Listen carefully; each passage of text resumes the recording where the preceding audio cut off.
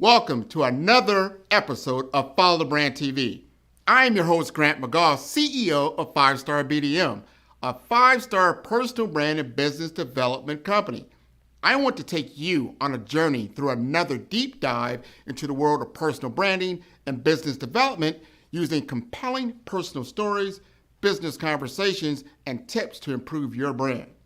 By listening to the Follow the Brand TV series, you will differentiate yourself from the competition and build trust with prospective clients and employers. You never get a second chance to make a first impression. Make it one that will set you apart, build confidence, and reflect who you are. Building your 5-star personal brand is a great way to improve your skills and knowledge. If you have any questions for me or any of my guests, please email me at grant.mcgaugh@5starbdm.com.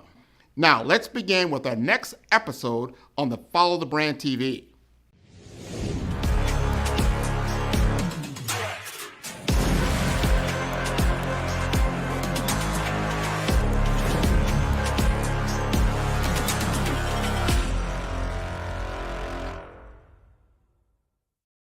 Five-Star BDM, Brand Development Masters, is a professional consulting and advisory group keenly focused on business development services for the small to mid-sized business and entrepreneurs.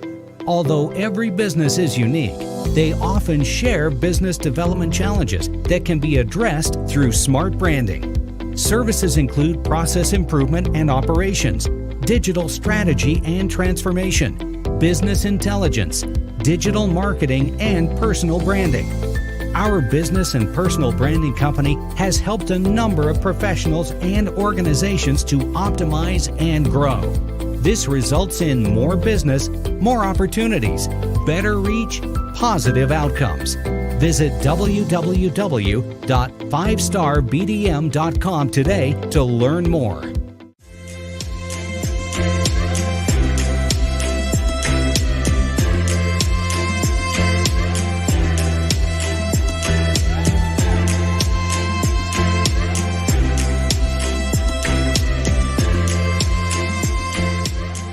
Pernell Londono. I am an AI strategist. I've been a technologist for 30 years, and now I'm with Dell Technologies as an AI strategist. So happy to be here.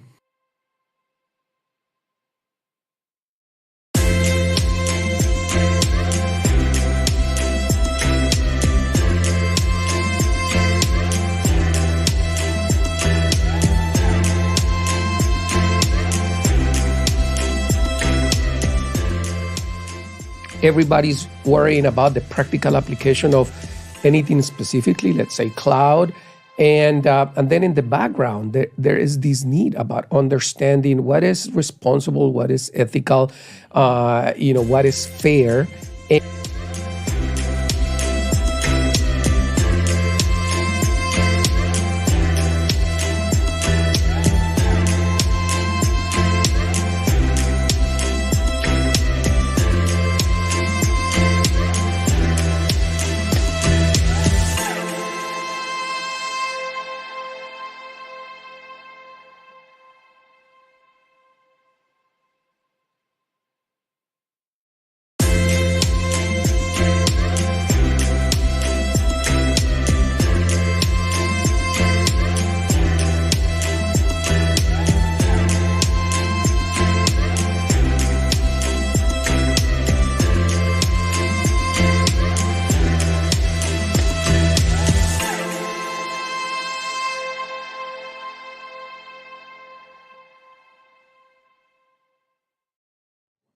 Welcome to the Follow Brand Podcast. This is Grant McGaugh, your host, and today is a special day. We're here live at the Levant Innovation Center. We're going to talk about artificial intelligence, a big topic, huge topic, but we're going to take it to a different lens. We're going to talk about AI and governance, and I can't think of anyone else more qualified to have this type of conversation because it's so important as the entire planet is consumed with artificial intelligence and what its use cases are as we now go forward on this new platform. So I'd like to introduce you to Hernan Landano, who I have known for a few years. He comes from the world of academia, and he's made this transition over into enterprise, and we're going to have an in-depth conversation. So, Hernan, would you like to introduce yourself? Grant, fantastic. Thank you. Thank you for having me on your show.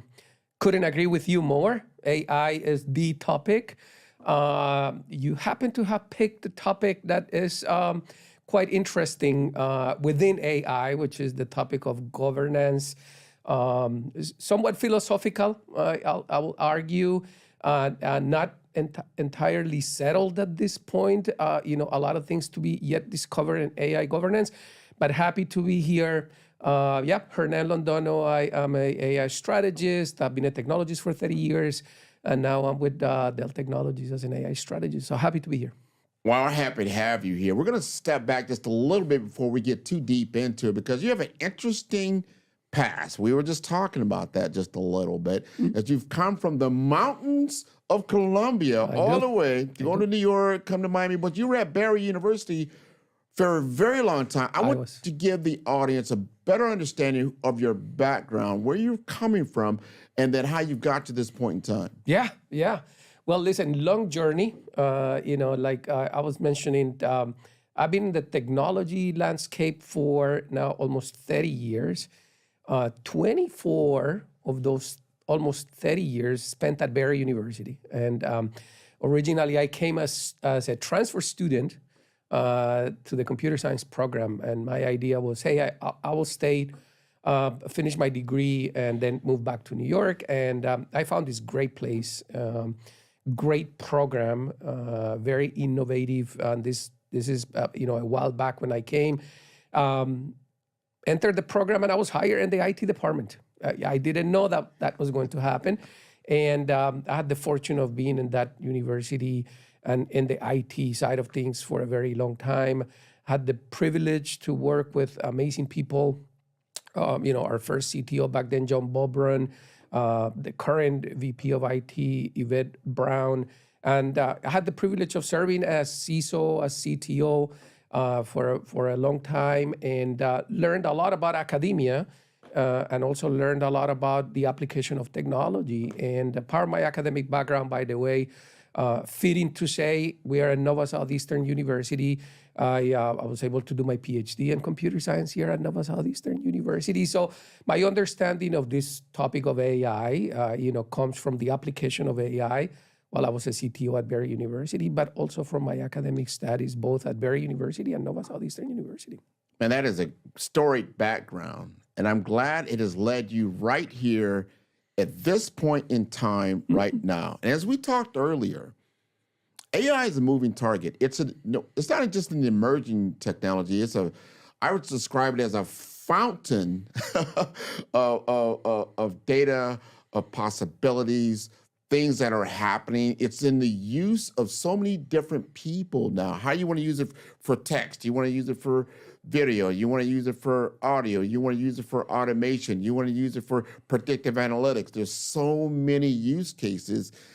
I don't know how we're keeping up. So AI and governance, give us your take on how you see the landscape right now and how it might possibly progress in the near future. Yeah. Well, listen, in our opening, we mentioned the fact that interesting topic, right? Governance. And before we really started today, this interaction, you and I were talking about emergent technologies from past. And, just to bring an analogy to the table as we continue to talk about AI governance, we remember the times of cloud and even cybersecurity. And these are emerging fields that at some point or another, we have all grappled with governance at some point.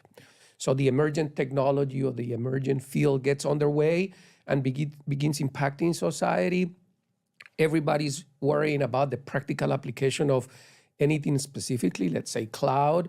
And then in the background, there is this need about understanding what is responsible, what is ethical, what is fair.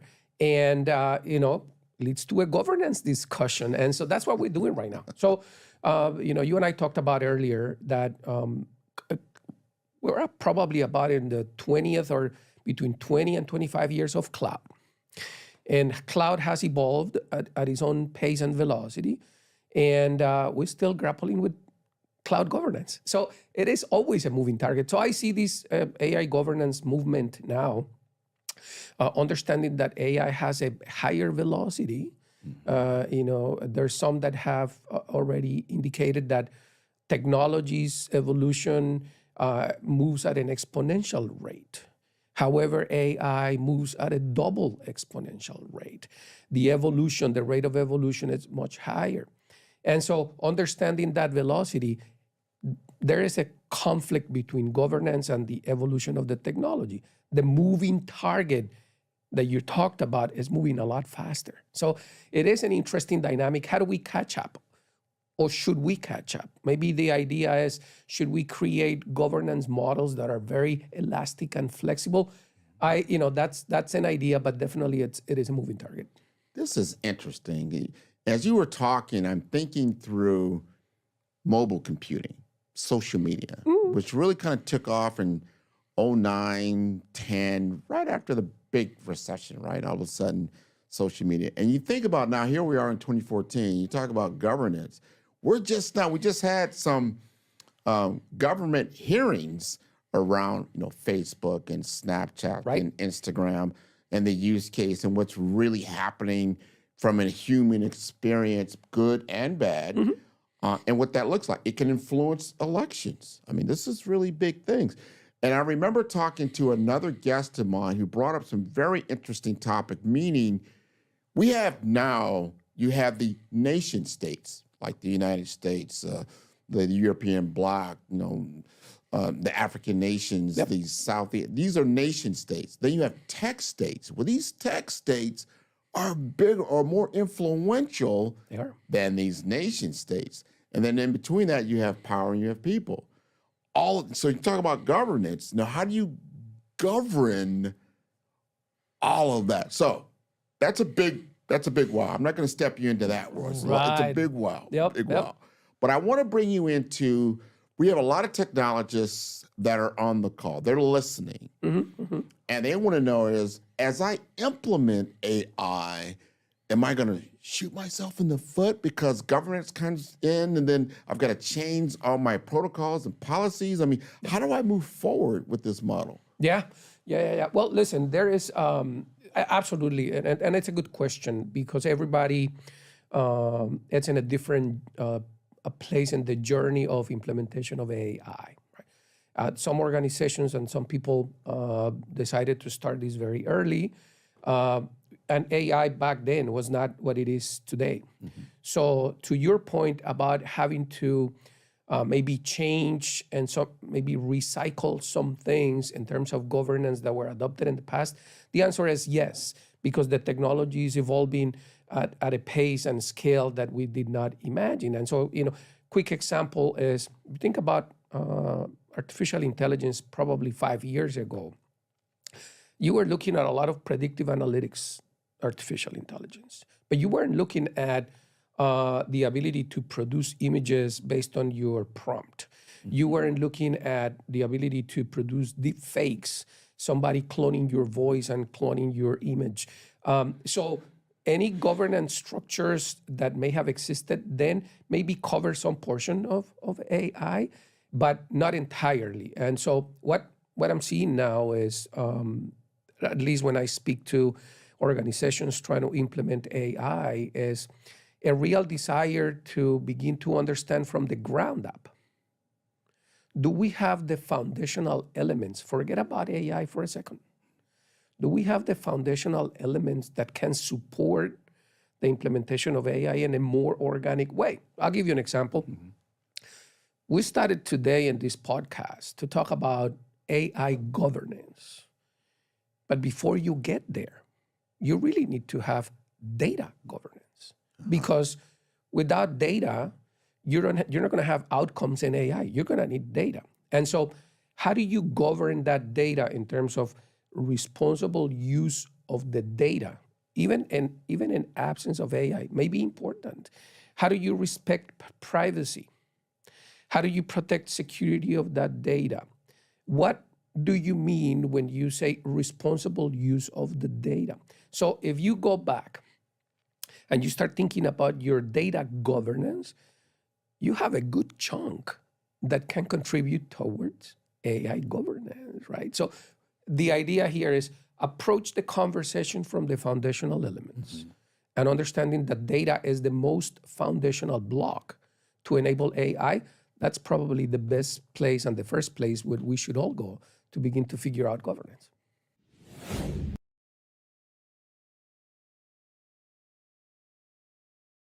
Grant McGaugh, CEO of 5-Star BDM, is turning heads in the healthcare and information technology sectors with his groundbreaking approach to personal branding and business development. By challenging conventional strategies, he's setting a new standard for how executives present themselves and their businesses to the world. McGaugh's expertise isn't just about standing out. It's about strategic guidance, generating leads, and building networks that propel executives beyond their competition. His focus on authenticity allows leaders to leverage their unique stories, driving exponential growth and success in their industries.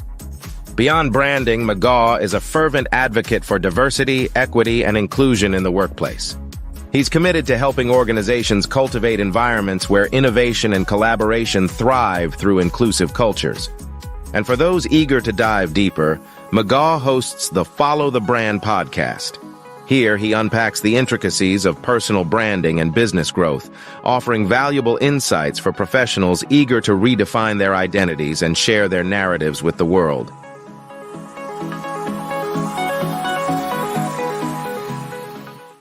Greetings. I am Grant McGaugh, the CEO and guide behind 5-Star BDM, your sanctuary for business transformation.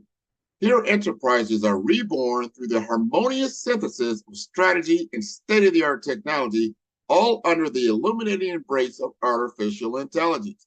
My journey is fueled by an unyielding passion to unlock the boundless opportunities embedded within technology.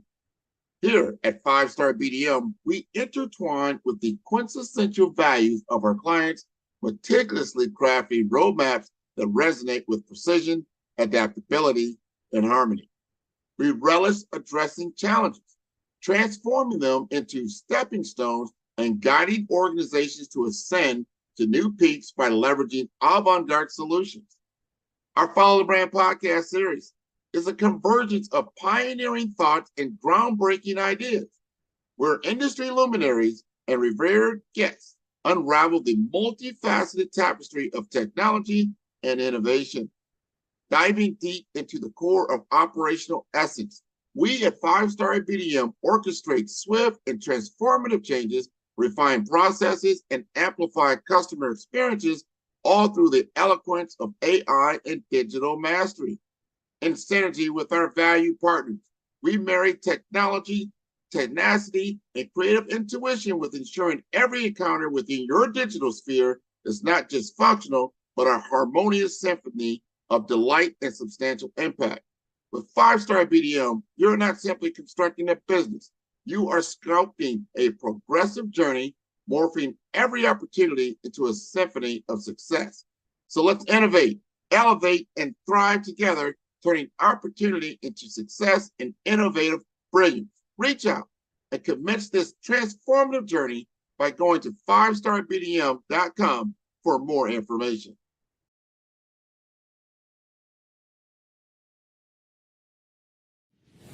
Now, you bring up another great topic, the foundational layer. Me, I'm more of an infrastructure guy, right? Okay. I got my start in infrastructure, telecom, got into the LAN, local area network, WAN, wide area networks, and that which led to cloud computing as we know it, and then led me into cybersecurity, data center, all of that, right? I understand data. And I also understand there's good data and bad data. Meaning, just like me, I have in my phone, I probably have maybe more than 50% of what I would probably call bad data. Data I don't need, I don't use, it's junk. It's junk. So how do you now, if you are sitting there with this data warehouse, you got this data lake, and everybody's like, wow, you know, somebody comes to you, I want you to actionalize all my data and make it AI responsive. How do you get the data integrity to then be responsive? And then what you just talked about with governments, that's a tall task. Yeah. Well, listen, when it comes to data, I think there is a little bit of misconception about data, and that good data and bad data. I would probably say data that you can use for a purpose, but maybe not for other data that you can't use for that same purpose. But all data in some way may be good. And so we have to think about that. The value of the data in many cases is intrinsic. And it is intrinsic because prior to AI and prior to having this amount of compute power, it was very difficult for us as humans to discover patterns in the data. And so we may have seen data sets for which we couldn't make sense. And so we couldn't extract value because we didn't have the capacity on the compute side and the speed to do it. We probably could have done it if we would have been given years to analyze a data set, but we don't have years, right?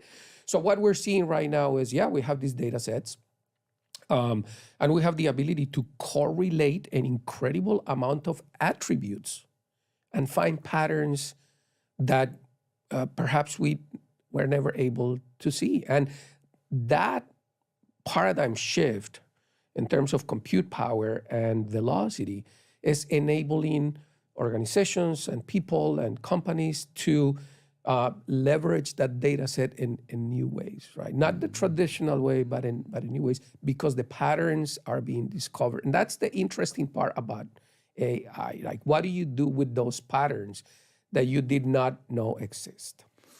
Wow, you just opened up a big can of worms there. I mean, this is why this is so explosive, is that I remember the thing was in Taiwan or China where the Master of Go is like, like a chess game. Yeah. Right? It's like very advanced game, huh? Very advanced. I mean, complicated, centuries old. Someone that can operate at that level is the Master of Go. Like, no one can beat the Master of Go, right? And so they had a contest with the Master of Go and the AI. And the AI, I don't know if it won the first time or the second time, but it actually won the series. And what it was able to do was exactly what you just talked about. It started to present patterns that had never been seen before. Absolutely. I said, you can't do that. There's a good case, by the way. I think it was before the Go case.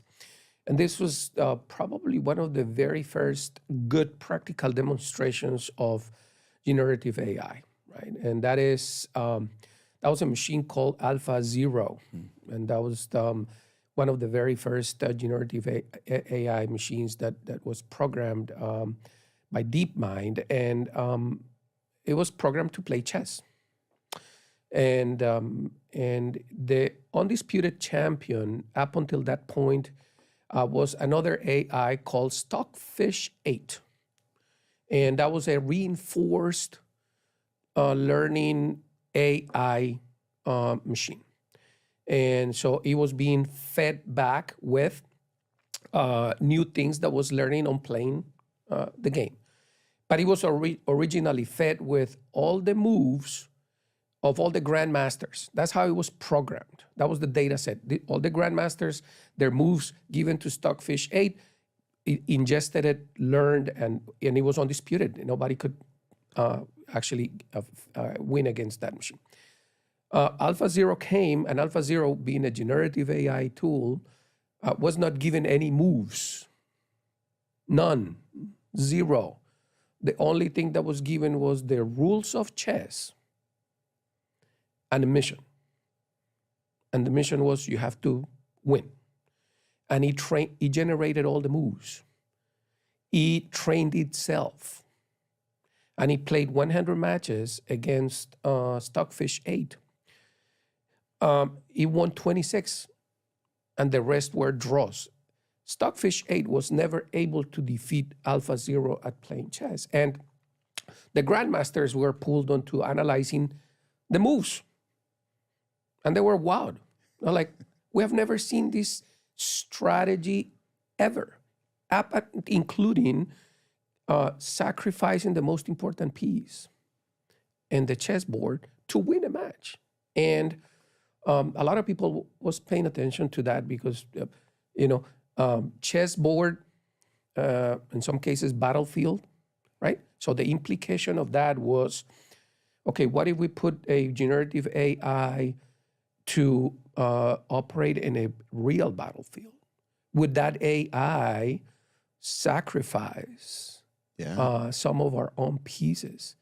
Because the mission is, it understands only the mission, right? And we're getting into the ethical and responsible use of. So the military has been, I'm sure everybody knows in the podcast, the military has been exploring the use of generative AI in the battlefield.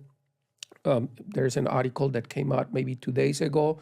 There was a demonstration of a very high-ranking official from the government sitting in an F-16, modified F-16, being piloted by a generative AI engine and doing dogfights against a human pilot.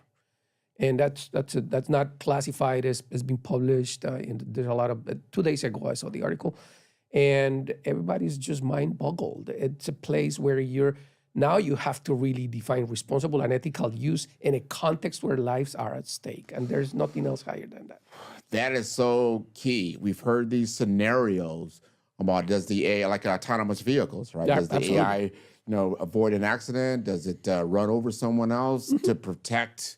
Depending on the mission. What is the mission? Right. But what we're really talking about is that from a governance standpoint, how are you going to govern something when you're not really sure of its complete capabilities? Right. Or its parameters. Like it might, that's a governance for those parameters, but I am now operating outside of that construct. Yep. Because it's part of the mission. What do you do? Yeah. Well, listen, there's a few things that can be done. The first is there is very smart and committed people all around the world having this discussion. And they are coming up with frameworks, with guidelines, in some cases with regulation, that it's not very stringent, but it provides a place where everybody can begin to have a conversation around it, right? And this GDPR, you brought up GDPR, right? GDPR was not originally intended to govern AI. But what it was intended to govern was the use of data.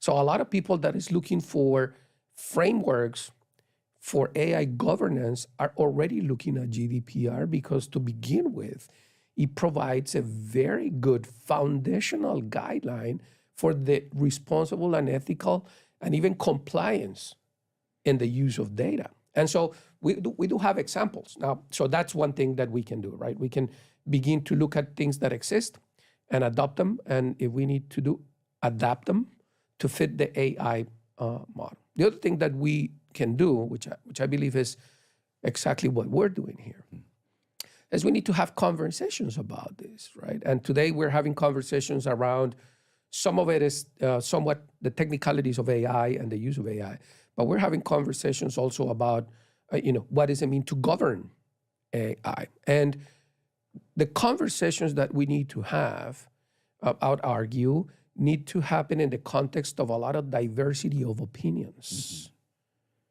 a lot of inclusive opinions.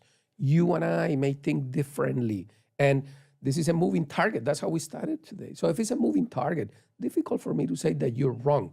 More important for me to say, let me listen to Grant and see what he's thinking and continue to shape this conversation in a way that ultimately will lead to a more practical application of a governance model, for example, right? You need to do that externally, but you also need to do that internally. You have your companies, your organizations, where traditionally emergent technology has been a responsibility of the IT team. I think that model is old and needs to be destroyed, because I think Gartner said this maybe about 6 or 7 years ago. Every company is an IT company, and then they've further said every budget is an IT budget. So the responsibility for emergent technology in an organization cuts across all lines of businesses. So having internal conversations, the business unit, the IT unit, the marketing unit, the legal counsel, all together around this governance, it's absolutely super important. Those are some things that people can begin to do, should already be doing at this point. Follow the Brand TV broadcast host, Grant McGaugh, as he visits with top executives and entrepreneurs to find out their secrets of success with their personal brand. Follow the Brand TV broadcast host as he focuses on brand development to build better relationships, bring value to your business, relationships, and career. You will enjoy listening to each episode that is tailored to speak to you directly. If you're looking for this type of clarity in terms of building your brand, you have tuned into the right station. Each episode will help you to shape a conversation in the 5-Star BDM network of 20,000 professionals and become a springboard for your corporate engagement and business opportunities. Each guest will frame their story in the areas of personal branding, business development, career development, financial empowerment, and technology innovation. Grant McGaugh explains why he is the CEO and owner of his own professional career. Grant is an accomplished business leader and entrepreneur who wants to give back to individuals to grow their personal brand strategy. Tune in as he weaves his story about new possibilities, while to you exceed expectations. If you love storytelling, this show will make for fun.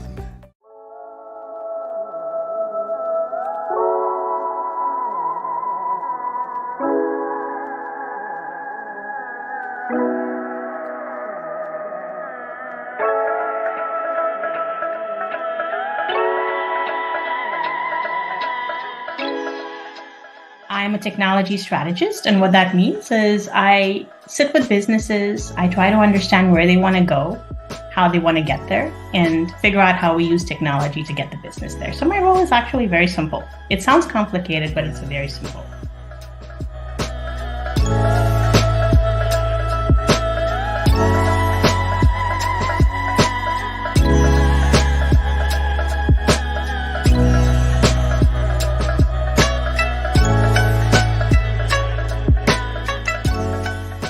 I really believe that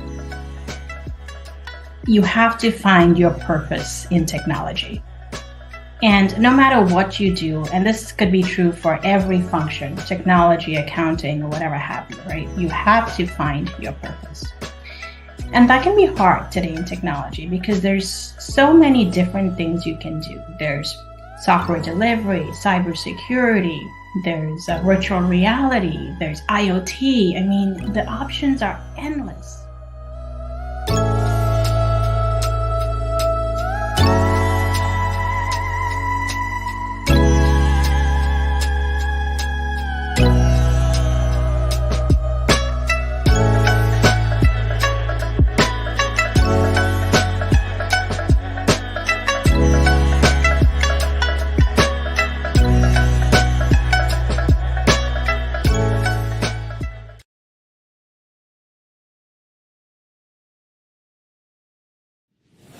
It's an interesting discussion because IT, as you just stated, information technology has morphed and exceeded just the traditional, I have to maintain the systems, the computer systems of the organization. It is a competitive advantage. Mm-hmm. How do I utilize this competitive advantage in my business objective to reach my mission, my vision, and my goals?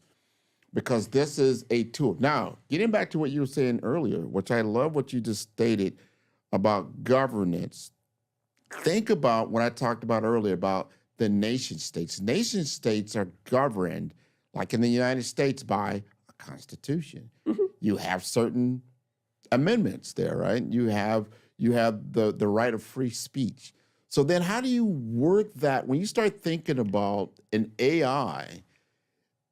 Is the human that created the AI has the freedom of speech, or does the AI of itself has the freedom to create outside of the context of that technology? I've heard people say that what happens when the technology is smarter than, so to speak, than the technologist. Right.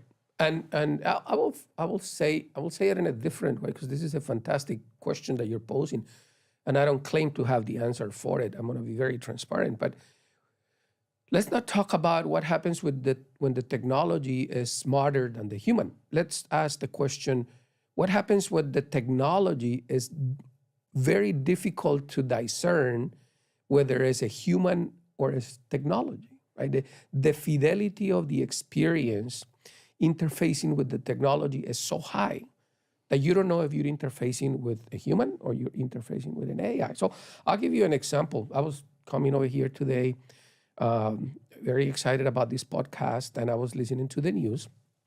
And, what was in the news today is that it is now known that OpenAI approached Scarlett Johansson twice to be the voice of the OpenAI digital assistant, and she declined. She said, "No, I don't want to be the voice." And an OpenAI did a pilot of a digital assistant, and she started getting phone calls from everybody, like, "Hey, your voice is in the pilot of the digital assistant for OpenAI." And she couldn't figure out, how did that happen? Well, how that happened is anything can be digitized today. So the pattern of your voice, the inflection, the tone. And so we are in an era, again, incredible amount of compute, an incredible amount of capacity. We can begin to create models where we can mimic your voice, right? So what they did is they created a voice that sounded not exactly, but very similar to the voice of Scarlett Johansson. It's in the news today. And so she sent some letters to OpenAI saying, "I really want to know, how do you do this?" And that speaks to intent, right? Talking about free speech.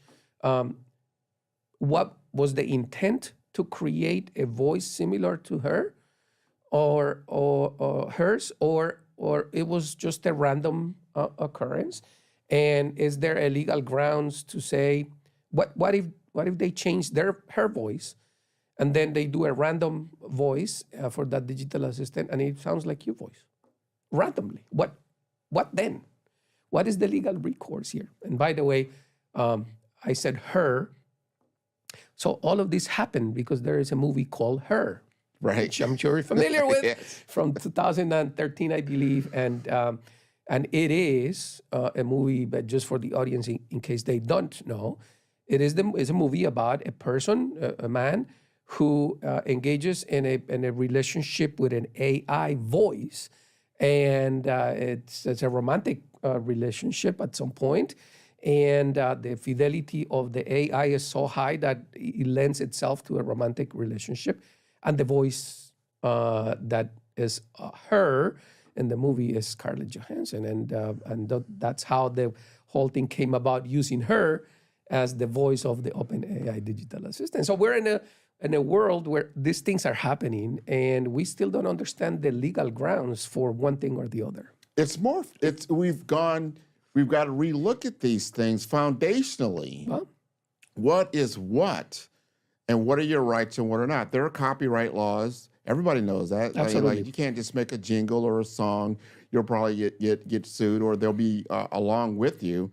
I just used an application called Suno, SUNO, that is able to generate AI music just from a few prompts. We're talking about a sentence. I had a sentence just on brand identity. a prompt. A prompt, just a simple prompt. It made a 1.5-minute song out of it that was beautiful. Yeah. Beautiful. Did it sound like someone else? Far as I know, it doesn't. Yeah. Because I didn't put like a prompt in there to say, I want you to sound like a certain artist or something like that. I just gave it simple text. It came back and this is revolutionizing our world of art, our world of music, our world of journalism, Everything. our world of tech. Like you said earlier, it's affecting every facet of business Right. and life. And we've got to start to now here's the question. Is it has the horse left the barn? I mean, can you reel this back in, or is it just too late? No. We need to catch up. I mean, happens, right? This is the way things happen with emergent technology.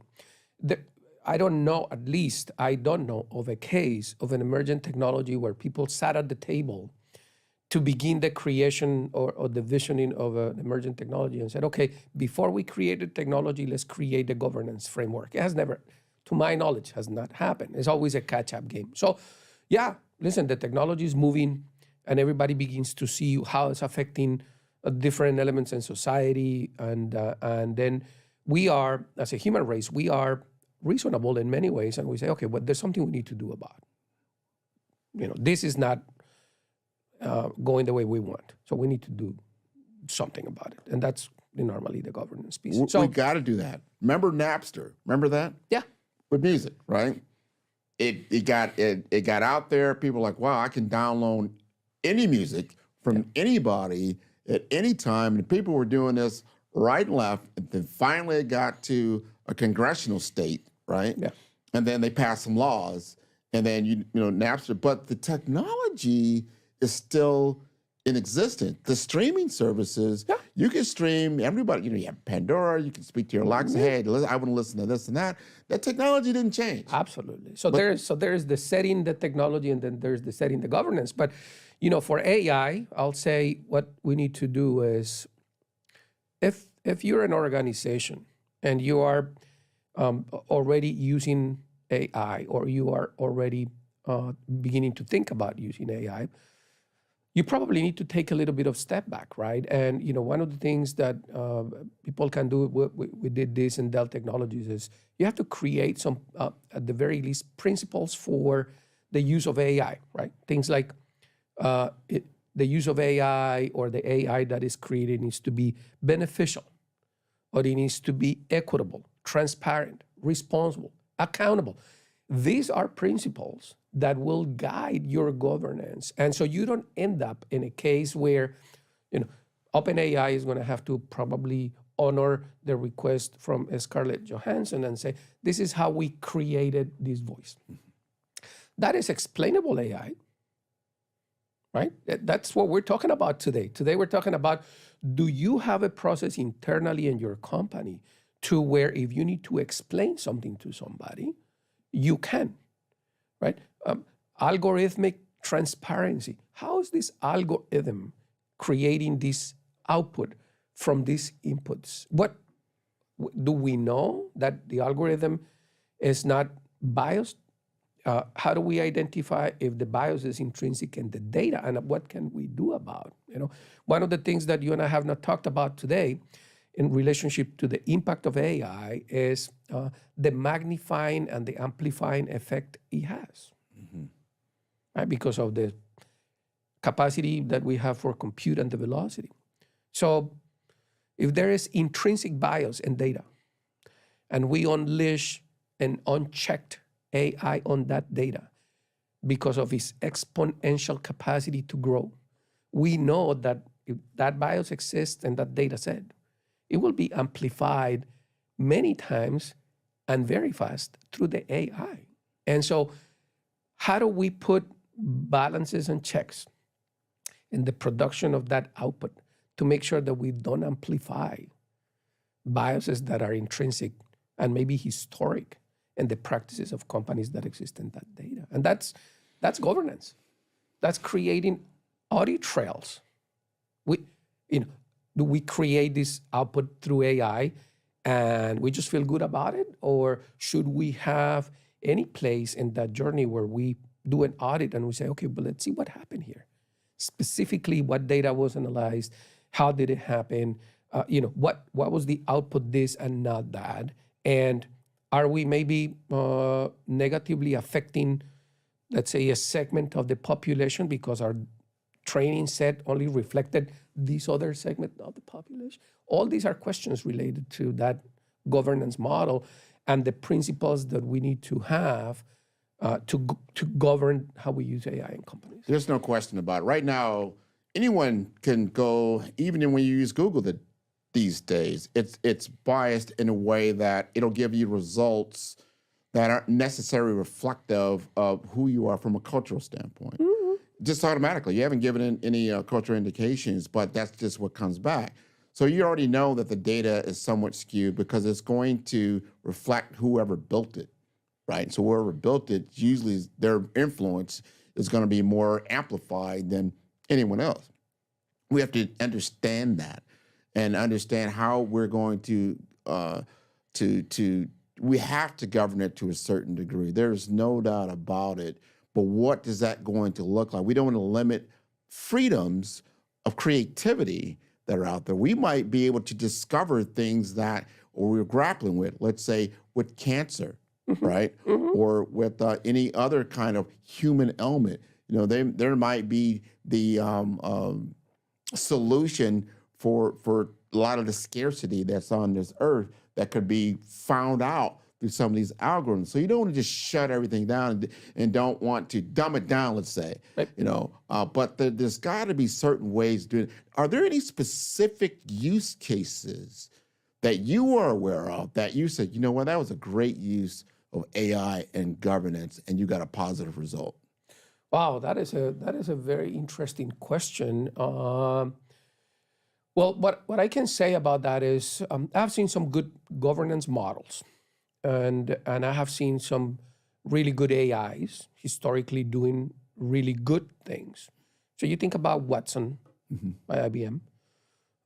You know, it's one of the very long standing AIs in the scene.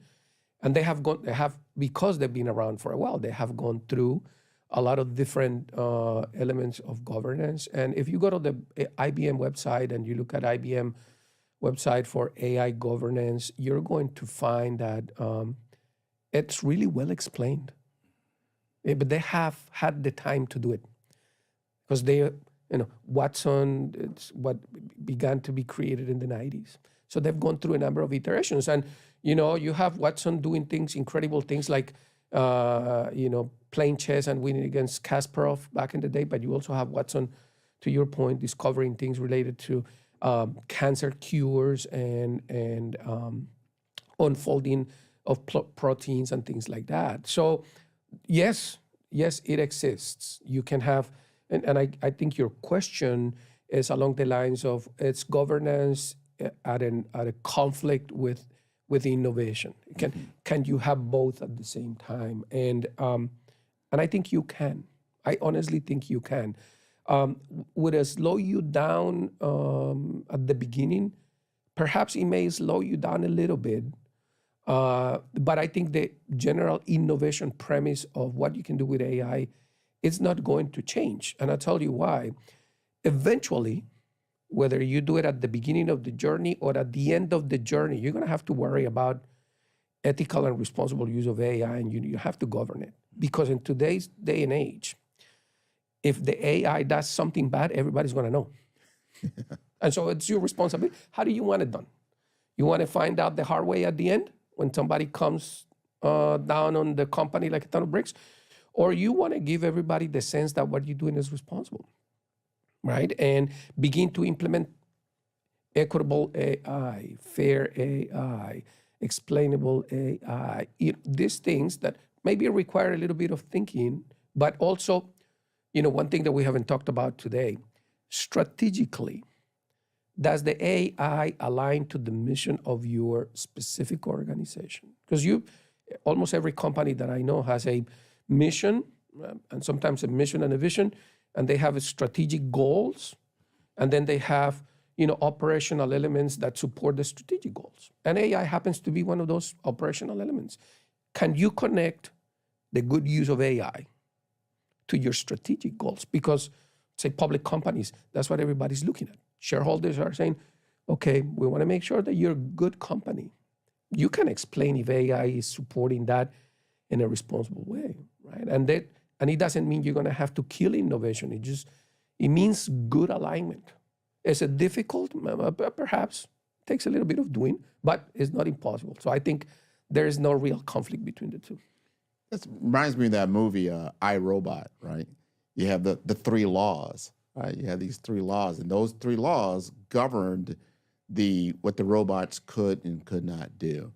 And, you couldn't go outside of it. Except, you had somebody that programmed one a little differently than the others because of something else that was happening. There's always going to be anomalies no matter what. But I wanted to change the subject a little bit. You are at Dell, and at Dell, you have a different role now. I want the audience to understand, because this is almost like, are you the first person to be in that role? And just explain to us what exactly are you doing at your company? Yeah. No. Listen, Dell Technologies, I think right now probably 130,000 employees globally. Right now, as we speak, we're in the middle of what is called Dell Technologies World, and that is the biggest customer conference for Dell, where all the big announcements are being made. And through that fabric of human capacity, there's different roles. The roles evolve according to the needs of the company, And so one of the things the company probably realized a long time ago is that customers, there is a gray area between what the company does and how it aims at solutions and products, and what the application of those solutions and products are in the customer base. And that depends on very specific things in every one of the verticals that the product plays a role in. And so you think about a server as a server, but the application of that server is different in the financial sector than it is in the state and local government sector. And the velocity which with things happen in the financial sector, it's a little different than the velocity which with it happens in state and local government. And the outcomes are different, right? In the financial sector, the outcomes may be we need to enable stock trading faster. In the state and local government, the outcome may be we want to be equitable about making services available to all citizens in a state or a county or a municipality. So when you think about that server, it's the same server, how do you then bridge that gap between what it does here and what it does here? And normally what it requires is somebody with that vertical expertise to contextualize for everybody, the company and the customer, what that server is good for, right? That I'm oversimplifying, obviously, the role, but the role of a strategist in a company like Dell is to bridge that gap. All of us that have that strategist role, we have a deep vertical expertise. So I come from the higher education side of the house and an institution that had both an academic practice and a healthcare practice. So I have kind of those two. And so I'm able to contextualize the use of technology, the application of technology in a particular vertical. But for the company, right, when the company is looking at what should be responsible use of this technology in this vertical, we understand, the strategist understands that vertical, and we can contextualize internally why doing this like this is not good. Maybe why should we do this other way?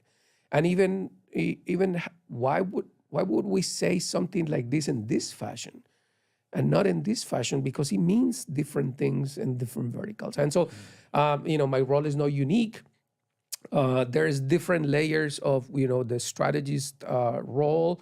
And I happen to be now in, one of the fastest, most dynamic units, which is, we call it AI acceleration, as if AI was not already accelerated, and very fast moving life, when it comes to that. But I enjoy every bit of it, every minute. I can see that. Your passion is definitely radiating throughout the podcast, right?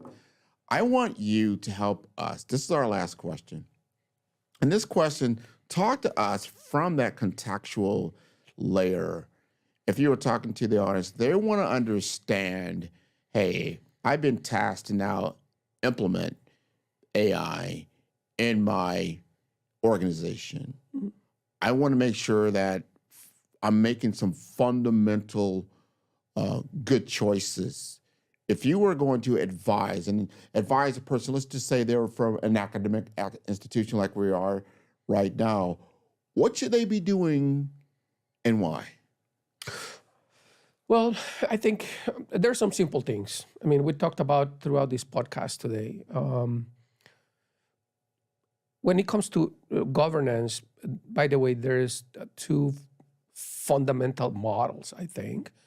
There is informal governance and there's formal governance. And, the difference between the two is, the informal governance happens almost coincidentally and is not very consistent, is not bound by protocols. And the formal governance, it's entrenched in, formality. There is consistent ways to track it. There are metrics that are associated with that governance process. There are protocols that people can follow. There is training that is provided to all layers of an organization. Are you a consumer of the technology? Are you a provider of the technology? What are your responsibilities, when it comes to that? So I'll say the first thing is think about if you're in a place where you can adopt formal governance, right? And it requires decision makers at the table to sit down and say, okay, we're going to do this, and let's frame it. If you're not there, it is okay to start with informal governance. Maybe do your first audit. Ethical use of AI in my organization. Have we ever done an audit? Do we understand how it's being used, and are we doing it ethically? And if you don't have the expertise to do it in-house, there is people externally that can do this for you. The idea here is start somewhere. Don't let it linger. Don't let the technology continue to advance in your organization and create perhaps value for your organization and create value for your users without doing these checks and balances. Start getting acquainted with these governance frameworks and initiatives that exist in governments, whether it's external like the GDPR, or here in the States. We didn't talk about this too much, but GDPR, very comprehensive European Union regulation. Data governance plays a heavy role in it, and that's why people are looking at it for AI. In the States, it's a little bit of a fragmented approach because we have a federal government and we have also the ability at states that have their own autonomy to have their own laws. So we have probably more than a dozen for sure states that have created guidance or laws related to the use of AI. They have commonalities and they have differences.